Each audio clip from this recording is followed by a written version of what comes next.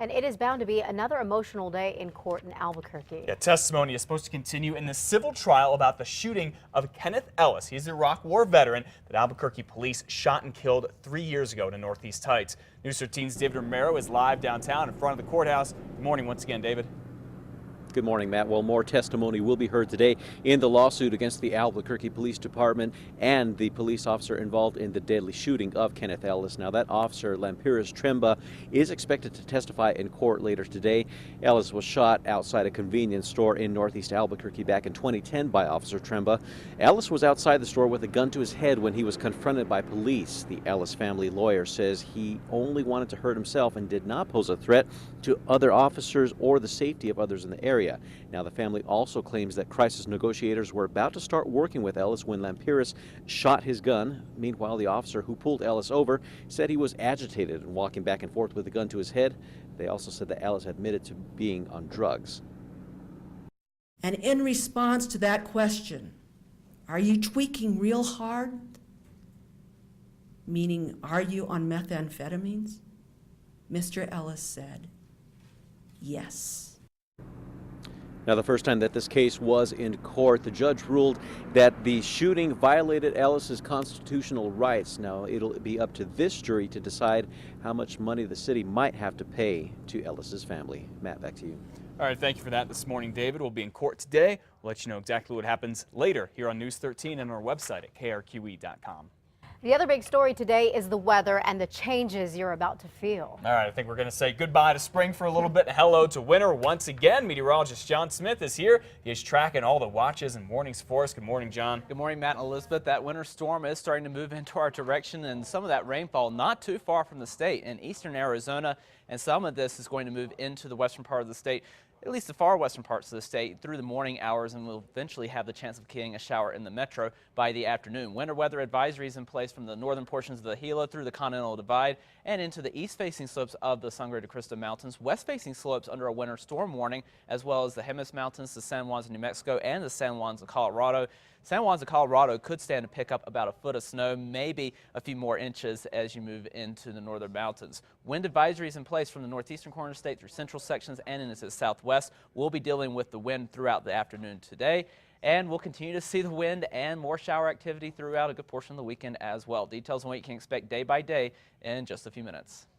Albuquerque police are painting a picture of the man they shot dead earlier this week, and it is not a pretty one. No, it's not. The department released letters. It says that Parrish Dennison wrote in prison. Now, apparently, Dennison signed some of these. Happy Holidays, SS, stay white.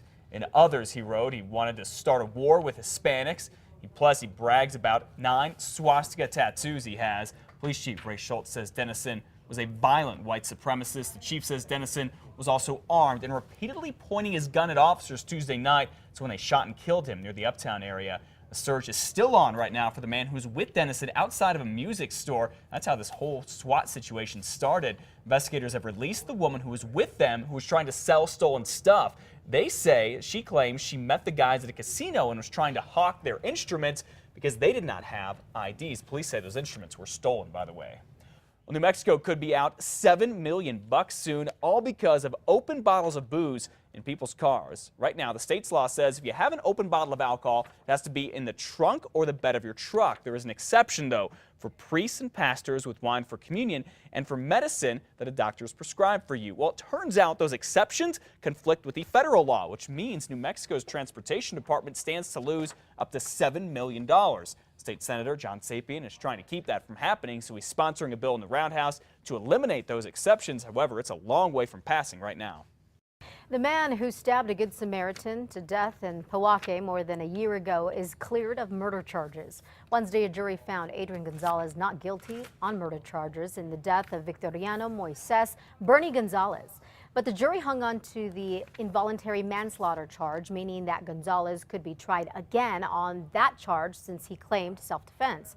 But prosecutors say the victim was trying to stop Gonzalez from beating his girlfriend. The suspected wrong-way drunk driver who crashed into 2 cars on the interstate Monday is now out of jail. Deputies say 26-year-old Lila Perez was driving south in the northbound lanes on I-25 near Santa Fe Monday night when she hit the cars. Perez admitted to having 2 mixed drinks. Now, one victim, 29-year-old Tara Toll, was 7 months pregnant and had to have an emergency C-section. That baby is in intensive care right now. Perez, who is charged with great bodily harm by vehicle, didn't enter a plea in court Wednesday, but did post bond and is out on an ankle monitor. The man police say broke into a home in Albuquerque last month, hogtied a man, and left him to drown in his own bathtub.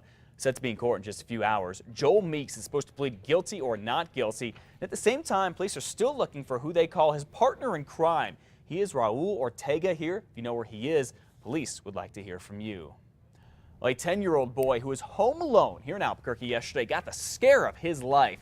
That boy had to call 911 as police say 3 teenagers were breaking into his home and stealing his family's stuff. Officers rushed out there, they caught the teens, and they even think 2 of them were involved in another break-in last month. Thankfully, that little boy was not hurt. So brave. I would be so frightened if I were him or his parents. Oh, I and know. So glad everything came out all right. He called 911 and did the right thing. I guess parents, you teach your kids to do that as soon as you let them stay home alone like that. Scary. Glad it turned out all right. 6:06.